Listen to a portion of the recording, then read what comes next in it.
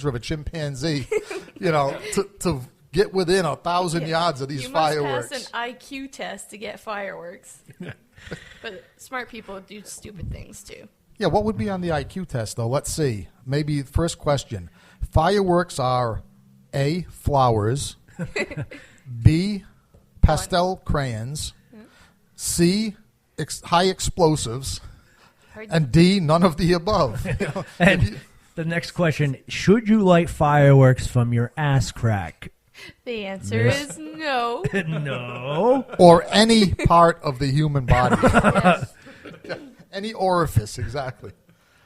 Segues, I think we got a pretty decent segue for this next one. From fireworks, explosions, and pyrotechnics, we'll go to the story of let's just say, a damaged Vietnam vet. Okay, this is a little Alice Cooper returning the hand washing that he did for me with the Kiss track on the Chuckle Show.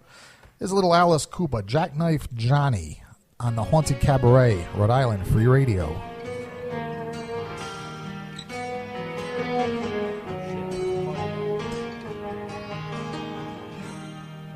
From his army confession of his military days, you still carry the shrapnel, you're shell-shocked and dazed. Dig it, Johnny.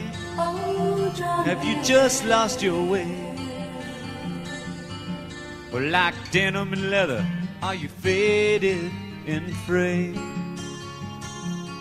Institute lackeys with hot bourbon breath, white coats and needles, Johnny like to scare you to death. Dig it, Johnny. Do you feel your best when you're strung out at night on your morphine and meth? Jackknife Johnny, you're a blow-mopping funky, chill of the dagger's drawn world. Jackknife Johnny, them old vets gotta hate you for bringing home that PC girl. Jackknife Johnny, welcome to our world.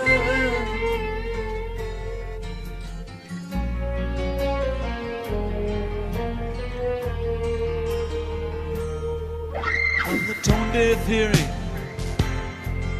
of the draft board game, you were washing cars down in Dallas when the Holocaust came. Dig it, Johnny, your excuse was lame. All your friends sleep in boxes while you sleep in chairs.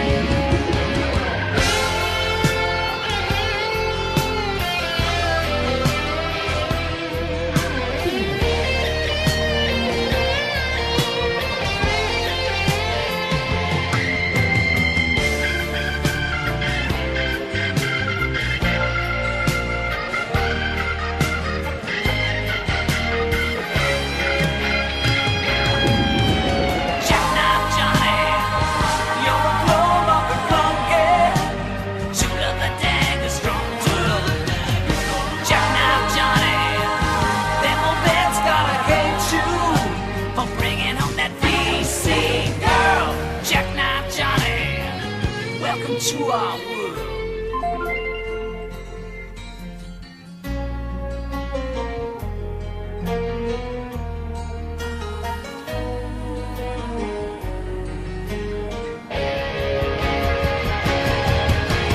Jackknife Johnny, you're a bad jungle monkey.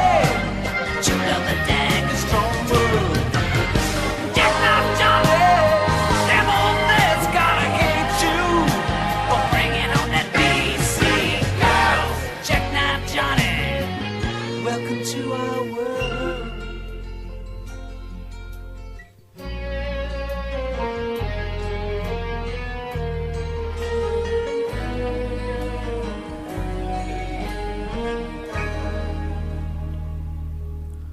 All right. That was a little Alice Cooper with Chuckles. I'm sure you never get tired of hearing that. Never. I have that album at home. That's a Yeah. really good vinyl. Has the cover with the eyes and everything. You unfold it. And Then you go to the inner sleeve, and then you open the little door, and there's Alice in the mental institution. Really good. In the straitjacket. And people were out there like, what's vinyl? Yes, Actually, not everyone, because I'll tell you, vinyl is making... It's coming something back. Yeah. I mean, I was in Newberry Comics last week, and they have an entire vinyl section now. Nothing like that sound. I can't describe it. If you're a young generation and you're off of these MP3 players and these CDs, whatever, there's nothing like the sound of a vinyl. It really isn't. No, I mean, digital's good. Digital's, gutting up there. But there's just something, and it's not just us fanatics talking like this. Anybody that's an engineer, our sound engineer that records Tony Jones and the Cretin 3 says the same thing. There's just something about the vinyl. And I think he used the word warmth. In other words, there's just whatever, that intangible, like we talked, that word we used earlier, like between the line, there's more sound there than you're going to get on digital. It doesn't matter what kind of digital system you use. It's just not the same thing. Of course, what you get with the digital that you don't get on vinyl is that in-your-face sharp punch, which is why I like it for metal. But no, you're missing something. And and like Chuckles says, of course. I mean, if you're listening to MP3, if you're listening to any of these devices, I mean, that's not even. In other words, you're missing so much of the music that's supposed to be there. It's got to take away from something with how much they have to compact that down to fit. Yeah. Well, to compact it down, you got to leave out tone. I'm not quite sure how many tones they leave out now when they do that. But as a matter, Jimmy Page from the old time band Led Zeppelin has decided to take a shot at remixing all the Led Zeppelin tracks for, I forget how he put it, new media. What he meant was he's trying to remix his songs so that they'll be more listenable on gadgets. Right, so it doesn't cut out the like we know, the good sound of Led Zeppelin. So it's not down to the bare bones that it is. Yeah, basically drum and vocals. Right. That's what it, and maybe a couple of high-end guitar screeches. That's basically what MP3 is down to now, if you're not careful. Are we just complaining and showing our nerddom on this subject? Or? No. Now, I don't think so. I agree. I don't think so. You guys because have a point. it's needed. We're the Haunted Cabaret. We talk all things horror and metal, and by extension, music. Right. And it is our job as guardians of the public not so good. The public immorality. It's our job to help our hellbound brethren enjoy their music in the best possible way. So right, and the artwork on these vinyl records, I mean, that stuff was incredible. Some of the covers that you got, and even some of the vinyls themselves were pretty cool. Like you pull them out, there'd be an all white vinyl in there, and I was like, "Well, that's different. It's all white." And so, it was cool stuff. I enjoyed it. Now you can duplicate the same artwork, and they do most of the time on CD cases. I think that's a lost art form. I really do, especially with MP3 players and all this stuff. Cover art is a lost form, and even like with the newer bands. If you're out there listening to me right now, and you're a newer band trying to get out there, and you just put a generic title across that CD pearl, you're not catching me. That's not going to be like, oh, that's cool.